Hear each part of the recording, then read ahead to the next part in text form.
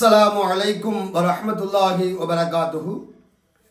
அன்பிற்கும் இறை நேசத்திற்கும் எமது பாசத்திற்கும் உரிய நண்பர்களே, நல்லவர்களே, நம் அனைவரின் மீதும் அல்லாஹுடைய சாந்தியும் சமாதானமும் என்றென்றும் நிலவட்டுமாக என்ற இனிய பிரார்த்தனையோடு இன்றைய தினம் உங்களோடு நான் மிக முக்கியமான ஒரு தகவலை இந்த வீடியோ பதிவின் மூலமாக பகிர்ந்து கொள்ளலாம் என்று விரும்புகின்றேன்.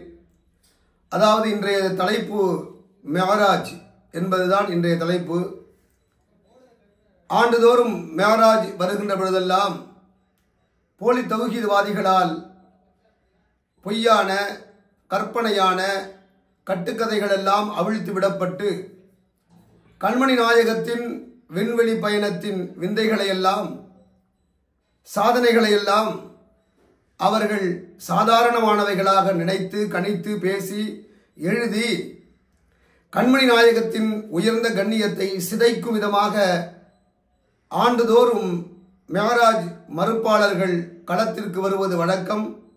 இந்த ஆண்டும் வந்திருக்கிறார்கள், இனியும் வரவிருக்கிறார்கள்.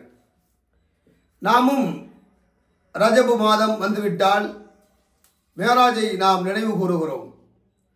இந்த நினைவு கூறுவது என்ன அவசியம், தேவையா என்றால் கண்டிப்பாக தேவை. என்னை பொறுத்தவரை சமூகத்தின் மீது இது ஒரு ஃபரலான கடமை என்பது எமது வாதம்.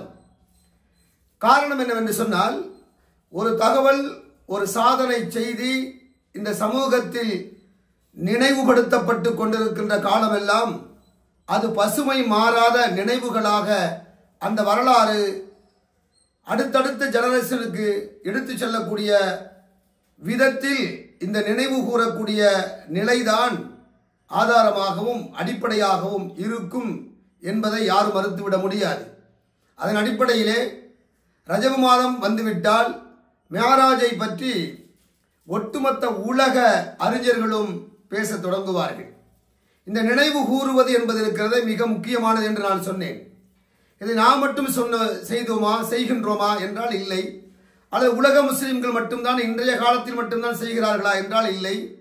கண்மணி நாயகம் ஸல்லல்லாஹு அலைஹி வஸல்லம் அவர்களே இந்த மெஹராஜுடைய நினைவுகளை ஆண்டுதோறும் தன் தோழர்களோடு நினைவு கூர்ந்து பகிர்ந்து கொண்டிருக்கிறார்கள் என்று நபிமொழியின் தொகுப்புகளில் நமக்கு கிடைக்கின்ற ஒரு செய்தியாகும். இப்னு அப்பாஸ் ரலியல்லாஹு அன்ஹு அவர்கள் அறிவிக்கக்கூடிய ஒரு நபிமொழி, ذُكِرَ رَسُولُ اللَّهِ صَلَّى اللَّهُ عَلَيْهِ وَسَلَّمَ حِينَ உஸ்ரிய பிஹி. அஸ்ராவுடைய அந்த நிகழ்வுகளை, அதாவது மெஹராஜுடைய அந்த நிகழ்வுகளை ரசூலுல்லாஹி ஸல்லல்லாஹு அலைஹி வஸல்லம் அவர்கள் அவ்வப்போது நினைவு கூர்ந்து கொண்டிருப்பார்கள் என்று இந்த ஹதீஸ் நமக்கு ஒரு தகவலை தருகிறது. அப்ப ரசூலுல்லாஹி ஸல்லல்லாஹு அலைஹி வஸல்லம் அவர்களை தம் தோழர்களோடு வாழ்ந்த காலங்களில் அவ்வப்போது நினைவு கூர்ந்து கொண்டிருக்கிறார்கள் என்ற இந்த தகவல் மெஹராஜை நினைவு கூறுவது எந்த அளவிற்கு அவசியம் என்பதையும் எந்த அளவிற்கு சமுதாயத்திற்கு அது தேவை என்பதையும் நம்மால் புரிந்து கொள்ள முடிகிறது. அதன் அடிப்படையிலே இந்த ஆண்டும் மெஹராஜை பற்றி இன்ஷா அல்லாஹு தஆலா மிக முக்கியமான சில தகவல்களை மட்டும் சுருக்கமான சில நேரத்தில் நாம் தெரிந்து கொள்ளலாம். பொதுவாக மெஹராஜ் வந்துவிட்டாலே பொய்யர்கள் வரிந்து கட்டிக்கொண்டு களத்திற்கு வந்து விடுவார்கள். அதாவது பொதுவாக சொல்லுவார்கள், உண்மை செருப்பை மாட்டுவதற்கு முன்னால் பொய் ஊரை சுற்றி வந்துவிடும் என்று சொல்லுவார்கள். அதுபோல உண்மையான மெஹராஜை பேசுவதற்கு முன்னால் மெஹராஜை பற்றிய பொய்யர்கள் தன் கருத்துக்களை படு வேகமாக சமூக வலைதளங்களில் பதிவிட்டுக் கொண்டிருக்கிறார்கள். எனவே அவர்களின் அந்த வேகமான அந்த பொய்யுடைய அந்த வேகமான பயணத்தோடு நம்முடைய உண்மை பயணமும் போட்டி போட வேண்டும். சமூகத்தில் உண்மை இந்த சமுதாய மக்கள் உணர்ந்து கொள்ள வேண்டும் என்ற ஆதங்கத்தின் அடிப்படையிலே இந்த தகவல்களை ஒரு நேரம் கொஞ்சம் கூடுதலாக எடுத்துக்கொண்டாலும் மிக முக்கியமான தகவல்கள் இதில் கிடைக்கும். பொய்யர்களின் முகத்திரை கண்டிப்பாக கிழித்தெறியப்படும் என்பதில் எந்த சந்தேகமும் இல்லை இன்ஷா அல்லாஹு தஆலா. மெஹராஜுடைய நபிமொழிகள் நீண்ட நீண்ட நபிமொழிகள் நிறைய இருக்கிறது. எல்லா கிதாபுகளிலும் அது நீண்ட ஹதீஸ்களாகவே பதியப்பட்டிருக்கிறது. அதில் புகாரியிலிருந்து நாம் ஒரு ஹதீஸை, மெஹராஜ் சம்பந்தமான ஹதீஸ் எடுத்தால் அந்த ஹதீஸுடைய தொடக்கமே இப்படித்தான் இருக்கிறது. அதாவது ஃபுருஜ சக்ஃபு பைத்தி பி மக்கா, நான் என் வீட்டில் மக்காவிலே இருந்த பொழுது என்னுடைய வீட்டுடைய முகடு உடைக்கப்பட்டு ஜிப்ரையில் இறங்கினார் என்று தொடங்கக்கூடிய இந்த நபிமொழியின் கடைசி வரையில் ரசூலுல்லாஹி ஸல்லல்லாஹு அலைஹி வஸல்லம் அவர்கள் மிஅராஜில் நடந்த அனைத்து தகவல்களையும் ஒரு சேர கொடுத்து விடுகிறார்கள். அப்போ மிஅராஜுடைய தொடக்கமே ரசூலுல்லாஹ்வுடைய வீட்டின் முகடு உடைக்கப்படுவதுதான். அந்த வீட்டின் முகடு உடைக்கப்பட்டு அங்கிருந்து நாயகம் ஸல்லல்லாஹு அலைஹி வஸல்லம் அவர்கள் அழைத்து வரப்பட்டு காபாவிலே வைத்து ஒரு பெரிய ஆபரேஷன் நடக்கிறது. அதாவது ஓபன் ஹார்ட் சர்ஜரி என்று சொல்கிறோமே, இதயத்தை உடைத்து பிளந்து,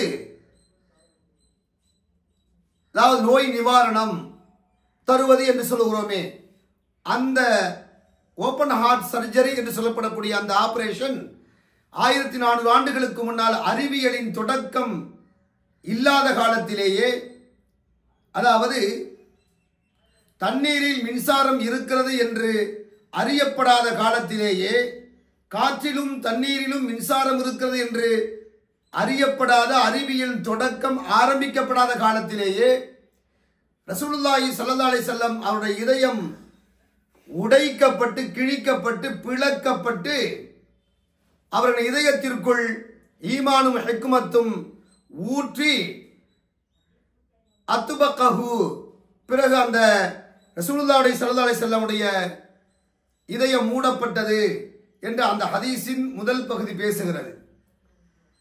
பிரச்சனை இங்கிருந்து தான் ஆரம்பிக்கிறது. இந்த செய்தியை வஹாபிகள் என்று சொல்லப்படக்கூடிய போலி தௌஹீதுவாத கும்பல் வன்மையாக மறுக்கிறது. இந்த மறுப்பு என்பது கொடூரத்தின் உச்சம் என்பதை உங்களுக்கு நான் உணர்த்துவதற்கு முன்னால் அவர்கள் என்ன சொல்லி மறுக்கிறார்கள் என்பதை நீங்கள் பாருங்க. என்னுடைய நகருண்டா தொண்டக்குழி, தொண்டக்குழியிலிருந்து அடிவயிறு வரை பிளக்கப்படுகிறது. அப்படி வருது. தொண்டக்குழியிலிருந்து அடிவயிறு வரை என்ன செய்யுது? பிளக்கப்படுகிறது. அப்படி அதே புகார் சொல்ற அந்த ரிவாயத்தில் வருது. பிளக்கப்பட்ட உடனே இன்னொரு அதுதான், பிளக்கப்பட்ட உடனே வயிறு இருக்குல்ல, ஜம்சம் தண்ணீரை கொண்டு அது கழுவப்படுகிறது. கழுவப்பட்ட உடனே அந்த தங்கத்தட்டில் கொண்டு வந்தாங்கல்ல ஈமான் ஹிக்மத்து, அதை கொண்டு வந்து அதுக்குள்ள ஊத்துறாங்க, நிறைக்கப்படுகிறது அப்படின்னு சொல்லி இதுல புகாரில ஆரம்பிக்குது. இந்த சம்பவத்தினுடைய துவக்கம் எப்படி வருதுன்னா இந்த மாதிரி தான் வருது. இதை வச்சவன என்ன பண்ணிடுறாங்க, விட்டு இப்படி அறுத்து நெஞ்ச பலந்து உள்ள கொண்டு ஈமான் ஹிக்மத்தெல்லாம் தட்டில் கொண்டு வர முடியுமா? அதை கொண்டு நிறைக்கிறதுன்னா என்ன ஒரு பொருளாது? தட்டில் கொண்டு வந்து ஊத்துற சாமான ஈமான்ங்கிறது அப்படிங்கிற மாதிரி எல்லாம் ஒரு டவுட் வரும். என்ன அடிப்படையில் வருதுன்னா சரியான ரிவாயத் தான், அறிவிப்பாளர்லாம் கரெக்டா இருக்கிறாங்க. இந்த செய்தி ஒரு நம்பகமான, யாருமே விமர்சனம் செய்யாத செய்தி தான். இப்ப நமக்கு என்ன வரும்னா, இதயத்தை போட்டு எப்படி பழக்க முடியும்? பிளந்து என்னத்தை கொண்டு வைக்க முடியும்? பிளந்தா அந்த அறிகுறி இருக்குமே, பிளந்தா தைக்கிறது போறது இருக்குமே, அதெல்லாம் வச்சு அது மாதிரி எல்லாம் ஒண்ணு நடந்ததுக்கு இந்த ஒரு ஆதாரம் இல்லை. அதனால நம்ம இது என்ன வழங்குறோம்னு கேட்டா, ரசூல் ஸல்லல்லாஹு அலைஹி வஸல்லம் அவர்கள் அந்த காபத்துல்லாஹ்வுல உறக்கத்திற்கும் விழிப்புக்கும் மத்தியில் இருக்கக்கூடிய நேரத்தில் சில காட்சிகளை காட்டிவிட்டு தான் அப்புறம் நல்லா கூட்டு போறான். சுத்தப்படுத்துற மாதிரி ஒரு ஆத்மீகமான முறையில அப்படியே இருக்கிற மாதிரியும் அப்படியே உள்ள ஊத்துற மாதிரியும் அப்ப ஈமான்ல அப்படி நிறைகிற மாதிரியும் அப்படியே நமக்கு ஒரு இன்பத்துல லயிச்சு போய் இந்த ஒரு சந்தோஷமான கனவுகள் தோன்றும் இல்லையா, அது வரைக்கும் அந்த நிலையில ரசூலுல்லாஹ் இருந்திருக்காங்க. நீங்க மன்னடி மைனர் பேசிய ஒரு வீடியோவை பார்த்தீர்கள். அந்த வீடியோவில் என்ன சொல்லுகிறார் என்று சொன்னால், ஒரு 3 பொய்களையும் 3 அவதூறுகளையும் 3 சந்தேகங்களையும் எழுப்பியிருக்கிறார். ஒரு 3-4 வரி சொல்ல உள்ள ஒரு ஹதீஸின் மேல், ஒரு பெரிய ஹதீஸின் 3-4 வரிகளை கொண்ட மேல் பகுதியில் இத்தனை பொய்களையும் இப்படி சந்தேகங்களையும் இப்படிப்பட்ட ஒரு அவதூறுகளையும் அள்ளி தெளிக்க முடியும் என்று உலக வரலாற்றில் நிரூபித்தவர் தான் நம்முடைய மன்னடி மைனர். பொதுவாக நாம் இவரை பற்றி பல்வேறு தகவல்களை பல்வேறு மேடைகளில் பேசியிருக்கிறோம். ஒரு 5 நிமிடம் இவர் பொய் சொல்லாமல் பேசினார், அது உலக சாதனை என்று நான் பல மேடைகளில் செய்திருக்கிறேன். அதை நிரூபித்தும் இருக்கிறோம். அது இங்கேயும் நிரூபிக்கப்படுகிறது. அவர் என்ன சொல்கிறார் என்று சொன்னால், ரசூலுல்லாஹி ஸல்லல்லாஹு அலைஹி வஸல்லம் அவர்கள் என்னமோ காபத்துல்லாவிலே படுத்து கிடந்ததை போன்றும் அவர் சொல்லுகிறார். ஆனா ரசூலுல்லாஹ் என்ன சொல்றாங்க, ஃபுருஜ சக்ஃபு பைத்தி பி மக்கா, மக்காவில் என் வீட்டில் இருக்கின்ற பொழுதுதான் என்று அந்த ஹதீஸின் தொடக்கமே சொல்லுகிறார். அவர் சொல்லக்கூடிய அதே புகாரியில் இன்னொரு ஹதீஸில் நான் காபாவில் உறக்கத்திற்கும் நினைவிற்கும் இடையில் இருக்கின்ற பொழுது என்ற வாசகம் வருகிறது. அதை மட்டும் அவர் வாசித்துவிட்டு இந்த ஹதீஸ் நான் வீட்டில் உறங்கினேன் என்ற ஹதீஸை அவர் வாசிக்கவில்லை. காரணம் என்னவென்று சொன்னால், இந்த ஹதீஸை அவர் பொய்ப்படுத்த வேண்டும் என்பதற்காக வேண்டுமென்றே அந்த ஹதீஸை புறக்கணித்து விட்டு இந்த ஹதீஸை எடுத்திருக்கிறார். இப்ப ரசூலுல்லாஹி ஸல்லல்லாஹு அலைஹி இந்த ஹதீஸை கேட்பவர்கள், அந்த மன்னடி மைனரின் பேச்சை கேட்கக்கூடியவர்கள் என்ன நினைப்பார்கள்? அப்ப ரசூலுல்லாஹி ஸல்லல்லாஹு அலைஹி அவங்க வீட்டில் இல்ல காபத்துல்லா தான் படுத்திருப்பாங்க போல தெரியுது அப்படின்னு ஒரு தவறான எண்ணம் வரும். அப்ப காபத்துல்லாவில் எப்படி உறக்கத்தில் இருந்தார்கள் என்ற ஹதீஸ் வருகிறது என்று கேட்கலாம். ரசூல் ஸல்லல்லாஹு அலைஹி வஸல்லம் அவங்க வீட்டில் இருந்தாங்க. உம்மு ஹானி ரலியல்லாஹு அன்ஹா அவங்க வீட்டில் இருந்தாங்க. அங்கிருந்து அவ வீட்டை உடைத்து கொண்டு இறங்கி அங்கிருந்து கூப்பிட்டு கொண்டு காபத்துல்லாவில் வந்து அங்க வந்து ரசூல் ஸல்லல்லாஹு அலைஹி வஸல்லம் அவர்களுக்கு லேசான தூக்கத்தை வரவழைத்து அவர் நெஞ்சம் பிளக்கப்படுகிறது, ஈமானும் ஹிக்மத் வைக்கப்படுகிறது.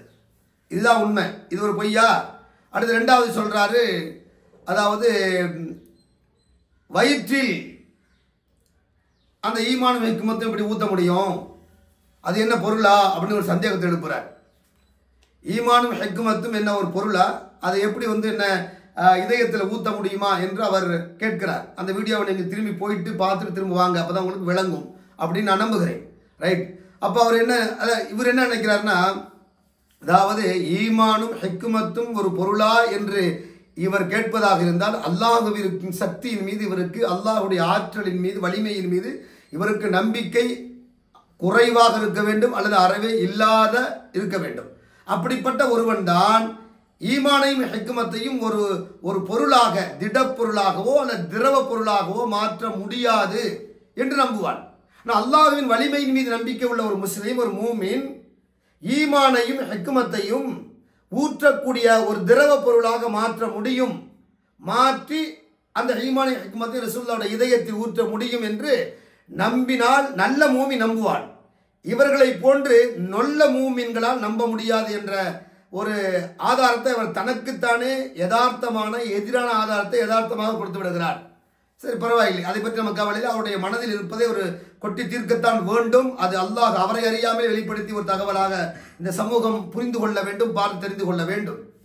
சரி, நான் என்ன கேட்கிறேன், அப்போ அது எப்படி ஈமானும் ஹிக்மத்தும் ஒரு பொருளா, அது எப்படி இதை ஊத்த முடியும்னு கேட்கிறார்ல.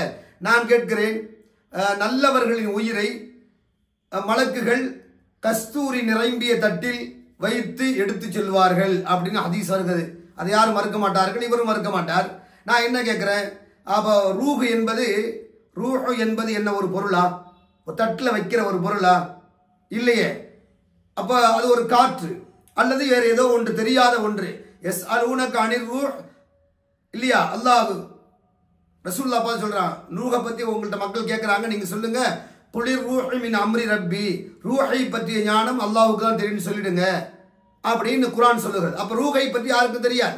அப்ப ரூஹ் என்பது மனித உடலுக்குள் தான் இருக்கிறது என்பது எல்லோருக்கும் தெரிந்த ஒன்று. அப்ப அது ஒரு திடப்பொருளா திரவ பொருளா என்பது யாருக்கும் தெரியாது. அப்ப அந்த ஊதப்பட்டதாக வருகிறது. ரூஹ் என்பது நுஃபிஹ ஃபிஸ்ஸூர் என்று குர்ஆன் வசனம் வருது. அதாவது ஆதமை படைத்து அல்லாஹ் தன் ரூஹிலிருந்து ஊதினான் என்று வருகிறது. அப்ப ரூஹ் என்பது அல்லாஹ்வினால் ஊதப்பட்ட ஒரு பொருள், ஒரு காற்று என்பது தெளிவாக தெரிகிறது. அப்ப அது பொருள் இல்ல, திடப்பொருளும் அல்ல, திரவ பொருளும் அல்ல, அது ஒரு காற்று.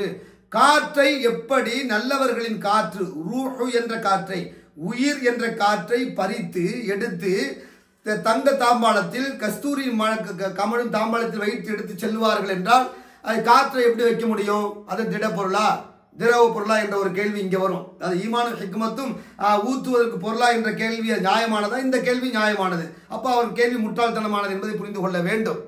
ஆக மொத்தத்தில் அல்லாஹ் அந்த ஈமானும் ஹிக்மத்தையும் ஊற்றக்கூடிய அளவிற்கு ஒரு திரவ பொருளாக ஆக்கி ரசூலுல்லாஹ்வுடைய இதயத்தில் ஊற்றினான்.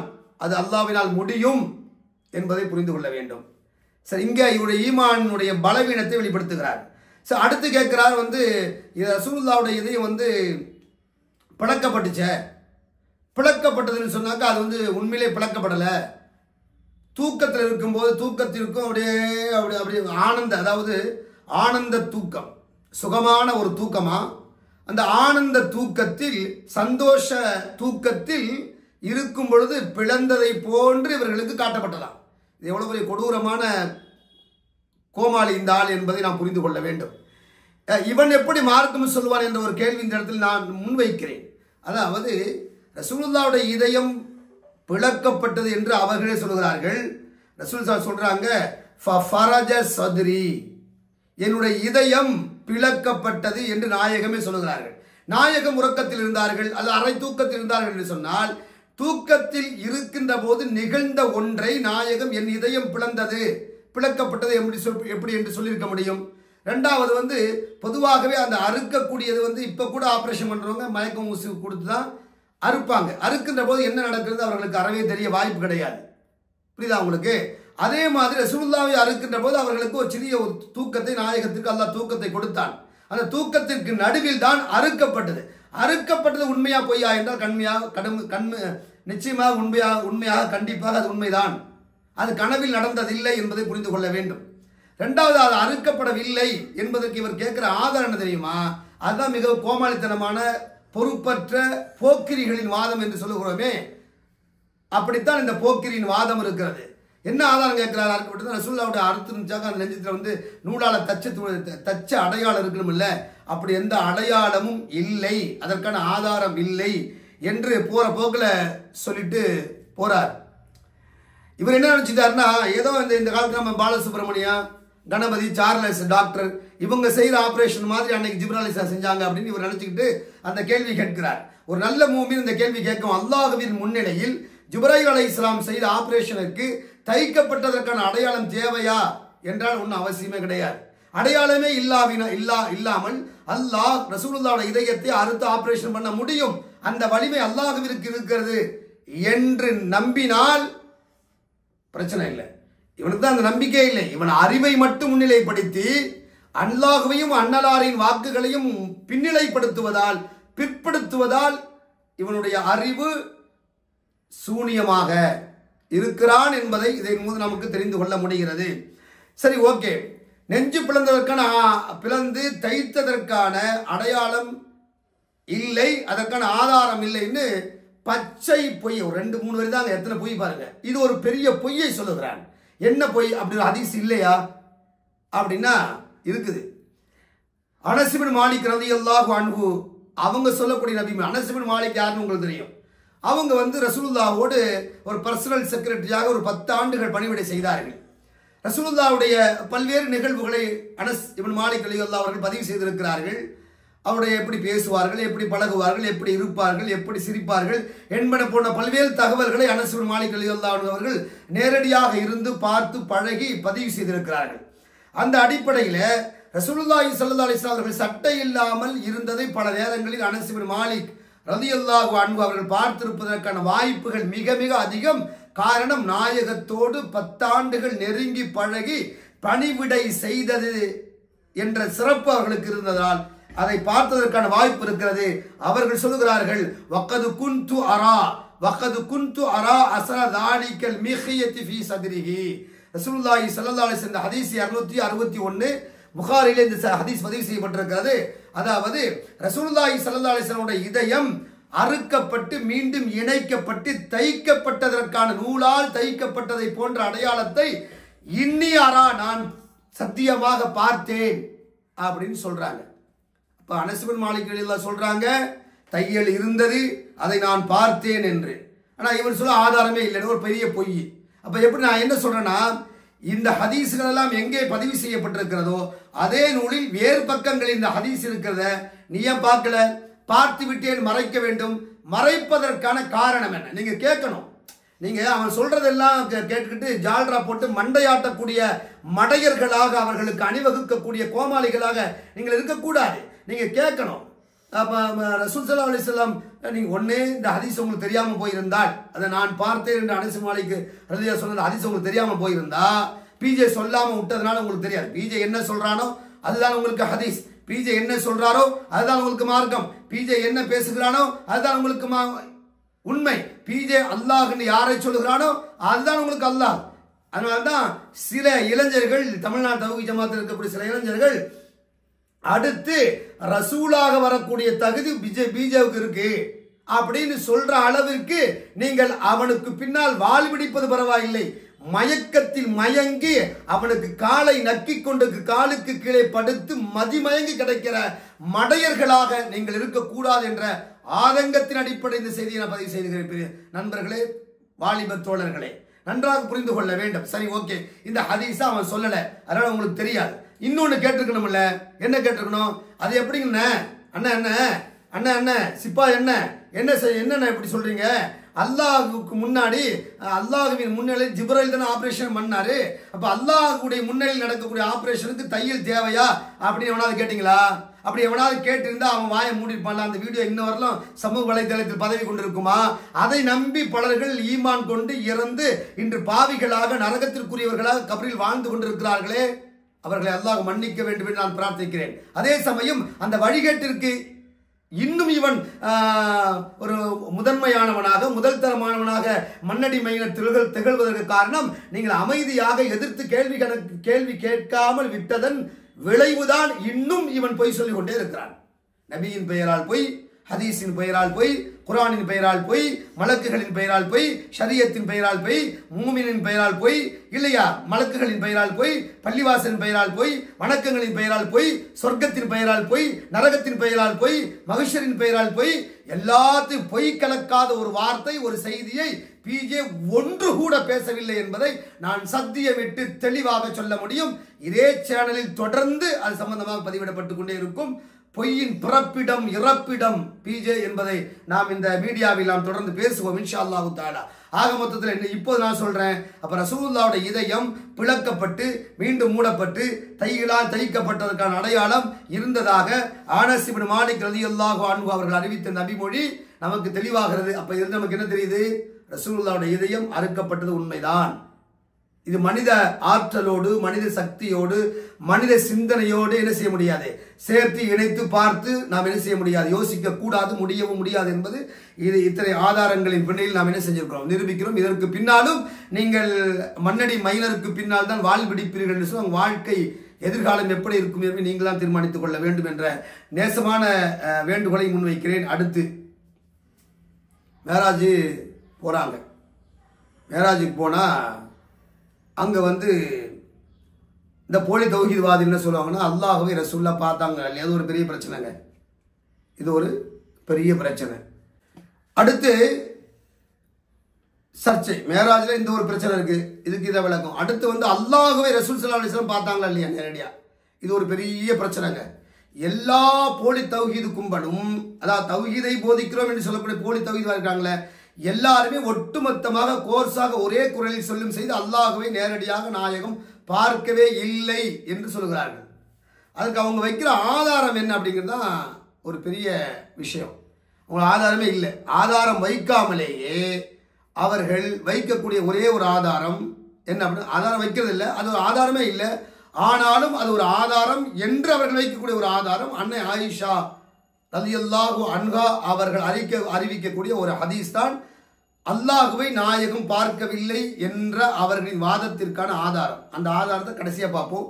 ஃபர்ஸ்ட், அல்லாஹ்வை நேரடியாக கண்மணி நாயகம் ஸல்லல்லாஹு அலைஹி வஸல்லம் அவர்கள் பார்த்தார்கள் என்பதற்கு நாம், அதாவது அஹ்லுஸ் சுன்னத் வல் ஜமாஅத்தை கொள்கையை சார்ந்த நாம் வைக்கக்கூடிய ஆதாரம் என்ன அப்படின்னு பார்க்கலாம். ரசூல் ஸல்லல்லாஹு அலைஹி வஸல்லம் அவங்க மேராஜுக்கு போனாங்க, சொர்க்கத்தை பார்த்தாங்க, நரகத்தை பார்த்தாங்க, மஸ்ஜித் மாமூர் பார்த்தாங்க, மலக்குகளை பார்த்தாங்க, சிதறத்து முன்தாக பார்த்தாங்க, எல்லா நபிமார்களையும் சந்தித்தார்கள், நரகம் நிரப்பப்பட்டதை பார்த்தார்கள், சொர்க்கம் நிரப்பப்பட்டிருந்ததை பார்த்தார்கள், அல்லாஹ்விடம் பேசினார்கள், அல்லாஹ்விடம் சில தொழுகை என்ற வணக்கத்தை வாங்கி கொண்டு வந்தார்கள் என்றெல்லாம் இதெல்லாம் இருக்கிறது. இதற்கு இடையில் இவைகள் எதுவுமே எந்த பிரச்சனையும் இல்லை. பிரச்சனை என்ன தெரியுங்களா? அல்லாஹ்விடம் அரிஷை சென்று அல்லாஹ்விடம் நேரடியாக பேசினார்கள், அல்லாஹ்விடம் பேசினார்கள் என்று நம்பக்கூடியவர்கள் அல்லாஹ்வை கண்டு நேரடியாக பார்த்து பேசினார்கள் என்பதை ஏற்றுக்க மறுக்கிறார்கள். இது என்ன கொடுமைன்னு ஒன்றும் புரியல. அதாவது இது வேதத்தின் ஒரு பகுதியை ஏற்றுக்கொண்டு இன்னொரு பகுதியை மறுக்கக்கூடிய யூத கலாச்சாரம். யூதர்களுக்கு பின்னாடிதான் இந்த போலி தௌஹீத்வாத அறிஞர்கள் அணிவகுக்கிறார்கள் என்ற எமது குற்றச்சாட்டு இதன் மூலம் மீண்டும் ஒரு முறை தானாகவே நிரூபிக்கப்படுகிறது. Right, okay. அப்போ மேராஜ் போயிட்டு வந்தாச்சு. நான் சுருக்குகிறேன். அபூதர் ரலியல்லாஹு அன்ஹு ரசூலுல்லாஹ்ட்ட கேட்குறாங்க. என்ன கேட்குறாங்க அப்படின்னா, ஹல் ரஐத ரப்பக், நாயகமே நீங்கள் உங்கள் இறைவனை நீங்கள் பார்த்தீர்களா என்று கேட்கிறார்கள். எந்த சகாபாக்களும் கேட்காத ஒரு கேள்வி அபூதர் ரலியல்லாஹு அன்ஹு கேட்கிறாங்க. கேட்டவுடன் அதற்கு நாயகம் ஸல்லல்லாஹு அலைஹி வஸல்லம் அவர்கள் பதில் சொல்லுகிறார்கள். எடுத்த எடுப்பிலேயே என்ன சொல்றாங்க? நூறுன், அல்லாஹ் நூறாக இருந்தான்.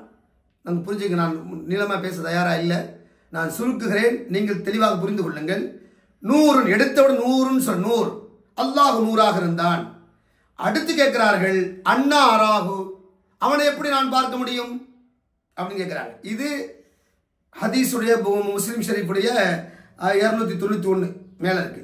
292ல இன்னொரு ஹதீஸ் இருக்கு, அதை அப்புறம் பார்க்கலாம். ஃபர்ஸ்ட் இந்த கேள்வி என்ன? ஹல் ரஐத ரப்பக, உங்கள் இறைவனை நீங்கள் பார்த்தீங்களான்னு கேட்டாங்க. ரசூல் அதுக்கு என்ன பதில் சொல்லிருக்கலாம்?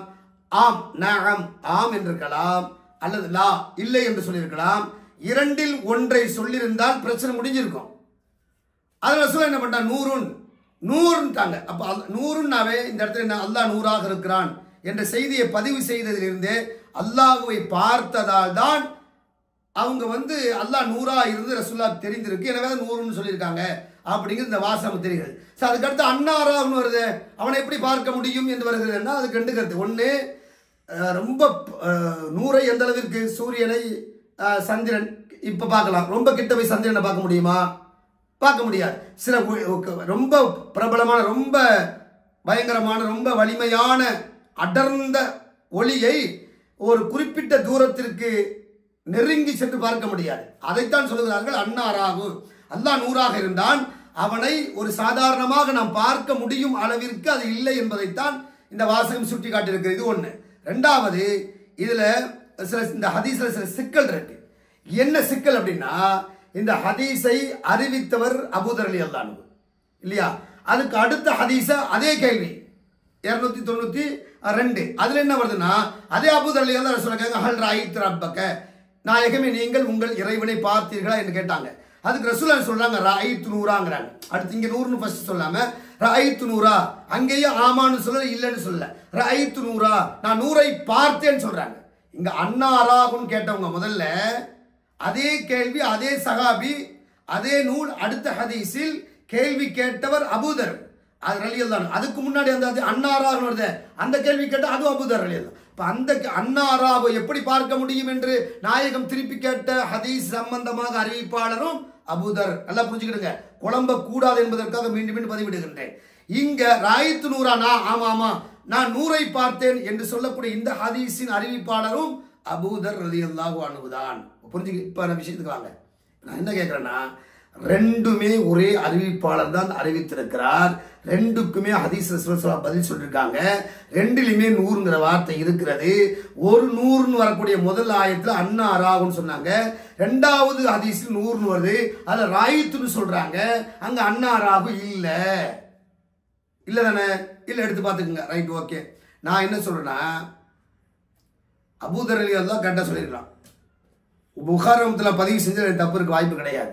ஆனால் அபூதர் ரலியல்லாஹு அன்ஹு அவர்களுக்கும் புகாரி ரஹ்மத்துல்லாஹி அலைஹி இடையில வரக்கூடிய அறிவிப்பாளர்கள் இருக்கிறார்களா, அந்த அறிவிப்பாளர்களில் யாராவது ஒருவர் இன்னி அராகு என்பதை அண்ணா அராகு என்று மாற்றி சொல்லியிருக்க கூடும். இது கவனக்குறைவால் ஏற்பட்டிருக்க கூடும். அதனால் இந்த ஹதீஸில் அந்த ஒன்றுதான். ஒன்று, இன்னியார் இப்ப பாருங்களேன், அண்ணா அராகு, அண்ணா அராகுனா எப்படி பார்க்க முடியும் அவனை நான் அப்படின்னு அர்த்தம். இன்னி அராகுனா நிச்சயமாக நான் அவனை பார்த்தேன். அண்ணா அராகுனா எப்படி அவனை பார்க்க முடியும்னு அர்த்தம். இன்னி அராகுனா நான் பார்த்தேன் அப்படின்னு அர்த்தம். புரியுதா உங்களுக்கு? இப்போ வாங்க, அண்ணா என்பதை இன்னி என்று மாற்றி யாராவது அறிவிப்பாளர் சொல்லியிருக்கணும். அதன் தொடர்ச்சியாக அண்ணா இன்னி என்பதை அண்ணாவாக பதிவிடப்பட்டிருக்கணும். இந்த ஒரு சிக்கலின் காரணமாகத்தான் இந்த ஹதீஸ் இன்னி என்பதற்கு பதிலாக அண்ணா என்று வந்திருக்கிறது. ஏன்னா ஏன் இதை அப்படி சொல்றேன் அப்படின்னா, அடுத்த ஹதீஸே ராயித்து நூறான் வருது, அங்க அண்ணாகன் இல்லையே, அண்ணாங்கிற வார்த்தை அங்க இல்லையே, அதே அபூதர் ரலியல்லாஹு அங்கே அறிவிக்கிறாங்க. அப்ப ரெண்டையும் ஒப்பிட்டு பாருங்க. இரண்டில் ஒன்றை ஏற்றுக்கொள்வதாக இருந்தால் அதை அண்ணாவை இன்னியாக்கணும். இரண்டில் ஒன்றை ஏற்றுக்கொள்வதாக இருந்தால் இன்னி ராயித்து நூறா பிரச்சனையே இல்லாத இந்த ஹதீஸ் ஏற்றுக்கணும். ராயித்து நூறா பிரச்சனையே இல்லை. பார்த்தாங்களா பார்க்கலையா, பார்த்ததுக்கு ஆதாரம், பார்க்கல, ரெண்டு பேருக்குமே ஆதாரம். இந்த ஹதீஸ் இந்த ஹதீஸ் யாருக்கு ஆதாரம்? பார்த்தார்கள் என்று சொல்லக்கூடிய சுன்னத் ஜமாத்துக்காரனுக்கு தான் எது ஹதீஸ் ஆதாரம்? ராயித்து நூறாங்கிற ஹதீஸ் ஆதாரம். ரெண்டாவது ஹதீஸ் மேல உள்ளதுக்கு தான் ரெண்டு பேருக்கும் ஆதாரம். பார்த்தேன்னு சொல்றவங்களுக்கு ஆதாரம் இருக்கு, பார்க்கலேன்னு சொல்லக்கூடிய கும்பலுக்கும் அந்த ஹதீஸ் ஆதாரமாக இருக்கு. ஆக மொத்தத்தில் ரெண்டு கருத்துக்கு இடம் தரக்கூடிய நபிமொழியை ஒதுக்கி வைத்து விட்டு ஒரே செய்தியை தரக்கூடிய ஒரே கருத்தை மட்டுமே சொல்லக்கூடிய ராயித்து நூறாங்கிற ஹதீஸ் எடுத்துக்கொள்வதுதான் இந்த இரண்டில் ஒன்றை தேர்வு செய்வதாக இருந்தால் சரியாக இருக்கும், முடிவு செய்யணும். அதே சமயம் ரெண்டையும் எடுத்துக்கொள்ள வேண்டும் என்று சொன்னால் அண்ணா என்பதை இன்னி என்பதுதான் சரியாக இருக்கும் என்பதை மாற்றி அறிவிக்கப்பட்டிருக்கிறது. எங்கோ தவறு நடந்திருக்கு என்ற அடிப்படையில் இந்த ஹதீஸை மாற்றி ரெண்டையும் ஏற்றுக்கொள்ளலாம் என்பதுதான் உண்மை. ஆக மொத்தத்தில் அல்லாஹ்வை சென்று நான் என்ன கேட்கிறேன், 7 வானம் போனாங்க, சொர்க்கம் கிடையாது. அதாவது இப்போ நரகத்தில் நிரப்பப்பட்டிருக்கா? இல்லை. சொர்க்கம் நிரப்பப்பட்டிருக்கா? கிடையாது. கேள்வி கணக்கெல்லாம் கேட்போம், மறுமையெல்லாம் உலகம்லாம் அழிஞ்சு அதுக்கு பிறகு மீண்டும் எழுப்பப்பட்டு அப்பதான் சொர்க்கமும் நரகமும் நிரப்பப்படும் என்பதுதான் ஹதீஸ் நமக்கு சொல்லக்கூடிய பாடம். அப்ப ரசூல் 1400 ஆண்டுகளுக்கு முன்னாடி ரசூல்லா சொர்க்கத்தை பார்க்கும்போது சொர்க்கம் நிரம்பிருச்சு எப்படி, நரகம் நிரம்பிருச்சு எப்படி யோசிக்கணும்ல. அதே மாதிரி எப்படி தீர்ப்பு செய்யப்படாத நிலையிலும் சொர்க்கம் நிரப்பப்பட்டதாக அல்லாஹ் நபிக்கு காட்டினானோ, தீர்ப்பு சொல்லப்படாத நிலையிலும் நரகம் நிரப்பப்பட்டதாக நபிக்கு அல்லாஹ் காட்டினானோ, அதே போல அல்லாஹ் தன்னையும் காட்டி இருக்கக்கூடும், காட்டினான் என்பதால் யதார்த்தம். சரி, இப்ப என்னன்னா இவங்க சொல்லக்கூடிய ஆதாரம் என்ன? போலி தௌஹீத்வாதிகள் அல்லாஹ்வை பார்க்கலங்கிறதுக்கு அன்னை ஆயிஷா இருந்தாங்க. அவங்க என்ன சொல்றாங்கன்னா, அல்லாஹ்வை நாயகம் நேரில் கண்டார்கள். இது மேராஜ் சம்பந்தமான ஹதீஸும் இல்லை, அதை முதல்ல சொல்லிடுறேன். நேரில் அல்லாஹ்வை கண்டதாக ஆயிஷா ரலியல்லாஹு அன்ஹா அவங்க சொல்றாங்க. நேரில் யாராவது அல்லாஹ்வை நபி அவர்கள் கண்டதாக சொன்னால் அவர் பாவம் செய்து விட்டார், அவர் அநீதம் செய்து விட்டார் என்று அன்னை ஆயிஷா எல்லாம் சொல்றாங்க. அப்ப அன்னை ஆயிஷாவில் கூற்று என்ன? அல்லாஹ்வை நாயகம் நேரடியாக பார்க்கல அப்படிங்கிறது அன்னை ஆயிஷாவுடைய கூற்று. அவங்க அதான் சொல்றாங்க. 2000க்கும் மேற்பட்ட நபிமொழிகளை அறிவித்த ஞானம் நிறைந்த நமது நேசத்திற்குரிய அன்னை ஆயிஷா ரலியல்லாஹு அன்ஹா அவங்க அல்லாஹ்வை நாயகம் நேரடியாக பார்க்கவில்லை என்று சொன்னது கொள்கை சம்பந்தமாக அன்னை ஆயிஷா ரலியல்லாஹு பேச தவிர மேல பர்டிகுலர் குறிப்பிட்ட மிஅராஜில் இறைவனின் சந்திப்பு சம்பந்தமாக அன்னை ஆயிஷா ரலியல்லாஹு அன்ஹா அவர்கள் அவ்வாறு சொல்லவில்லை. ஏன்னா அன்னை ஆயிஷா ரலியல்லாஹு அன்ஹா அவங்களுக்கு இந்த மிஅராஜ் நடக்கும்போது வயசு 5 தான். நீங்க அதை கவனிக்கணும். ஒரு சிறுமியாக இருந்த பொழுது ஒரு நுணுக்கம் நிறைந்த ஞானம் நிறைந்த அறிவியலை எல்லாம் தூக்கி காலுக்கு கீழே போட்டு மிதிக்கக்கூடிய சர்வ வல்லமை படைத்த உலகமே வியந்து பார்க்கின்ற அறிவியலை அடிமையாக்கிய மிகப்பெரிய அந்த மிஅராஜ் நிகழ்வு அறிவு ஞானம் நுண்ணறிவு கொண்டவர்களால் ஆய்வு செய்யப்பட்ட ஞானம் நிறைந்த அந்த பயணம் 5 வயது சிறுமியாக இருந்த நம் நேசத்திற்குரிய அன்னை ஆயிஷா ரலியல்லாஹு அன்ஹா எப்படி வகுத்து தொகுத்து பகுத்து பேசியிருக்க முடியும் என்பதை யோசிக்க வேண்டும் இல்லையா? அப்போ அன்னை ஆயிஷா ரலியல்லாஹு அன்ஹா பேசுறது லா துதிரிக்குல் அப்சார் வஹுவ யுதிரிக்குல் அப்சார்ங்கிற வசனத்தை வச்சு அந்த செய்தியை சொல்றாங்க. நாம் அல்லாஹ்வை பார்க்க முடியாது, ஆனா அல்லாஹ் நம்மை பார்ப்பான் அப்படின்னு குர்ஆன் இருக்கு. அந்த அடிப்பில் அது அப்படிதான் உலகத்தில் இருக்கின்ற போது மூசா அலைஹிஸ்ஸலாம் கேட்டு பார்க்க முடியல. எந்த நபிமாருக்கும் அல்லாஹ் உலகத்தில் இருக்கும் பார்க்க முடியல. ரசூலுல்லாஹும் உலகத்தில் இருக்கின்ற போது அல்லாஹ் பார்க்கல. அவங்க மறுமைக்கு போய் வந்தவங்க. மறுமை நடத்தி காட்டப்பட்டது. சொர்க்கம் நிரப்பி இருந்தது, மறுமை நடத்தப்பட்டது. நரகம் நிரம்பி இருந்தது, மறுமை நடத்தப்பட்டது. அதாவது சொர்க்கத்தை நரகத்தை பார்ப்பது, அல்லாஹ்வோடு பேசுவது, நேரடியாக அல்லாஹ்வை பார்க்கிறதுங்கிறதெல்லாம் நடக்குதுன்னா அது ஒரு மறுமையே நடந்திருக்கு. ஒரு மறுமை நிகழ்த்தப்பட்டு நிதர்சனமாக நடந்ததனால் மறுமையில் இருந்துதான் அல்லாஹ்வை ரசூலுல்லாஹ் பார்த்துருக்காங்க. ஆக மறுமையில் தான் பார்த்தாங்க. மறுமையில் பார்க்க முடியுமா முடியாதா அப்படின்னு சொல்லி பார்த்தாக்க கண்டிப்பா குர்ஆன்ல அல்லாஹ் சொல்லுகிறான். ரசூலுல்லாஹ் கேட்கிறான், ரசூலுல்லாஹ் ஹல் தரா ஹல் நரா ரப்பனா யௌமுல் கியாமா, மறுமையில் நாங்கள் எங்கள் இறைவனை பார்க்க முடியுமா அப்படின்னு ரசூலுல்லாஹ் சஹாபாக்கள் கேட்க, அப்ப ரசூல் ஸல்லல்லாஹு அலைஹி வஸல்லம் இப்ப நீங்க சந்திரனை பார்க்கறதுக்கு முடியாது, சிக்கல் இருக்கா, 15ஆம் நாள் பிறை 15 அன்னைக்கு நீங்க சந்திரனை பார்ப்பதற்கு உங்களுக்கு ஏதாவது சிரமம் இருக்கான்னு கேட்கறாங்க. இல்லை நான் தெளிவா பார்க்கிறோம், அது மாதிரி மறுமை நீங்க அல்லாஹ்வை பார்ப்பேன்னு ரசூலுல்லாஹ் சொன்னாங்க. அப்ப மறுமையில் எல்லாரும் பார்க்கலாங்க ரசூலுல்லாஹ் மறுமையில் பார்த்துருக்கா. அப்ப மறுமை நடந்தது, மறுமையில் இருந்துதான் அல்லாஹ்வை ரசூலுல்லாஹ் பார்த்தாங்க. இதுல எந்த ஒரு ஈமானின் குறை வந்து விடக்கூடாது. அல்லாவை பார்க்கல அப்படின்னு சொன்னா அவன் முஸ்லீமாகவே இருக்க முடியாது, ஹதீஸை மறுத்தவனாக ஆகுவான் என்ற எச்சரிக்கையை முன்வைத்து இந்த செய்தியை நான் இத்தோடு முடிக்கிறேன். ஆக மொத்தத்தில் மிஅராஜில் ரசூல் ஸல்லல்லாஹு அலைஹி வஸல்லம் அவர்கள் அல்லாஹ்வை நேரடியாக கண்டார்கள் என்பதற்கு இந்த நபிமொழிகள் நமக்கு ஆதாரமாக இருக்கிறது என்பதை கவனத்தில் கொண்டு செயல்படுவோம். அல்லாஹ் இது போன்ற பாவிகளின் மாய வலையில் சிக்கி தவிக்காமல் பாதுகாப்பானாக என்ற துஆவை இறுதியாக செய்து முடிக்கிறேன். அஸ்ஸலாமு அலைக்கும் வரஹ்மத்துல்லாஹி வபரகாத்துஹு.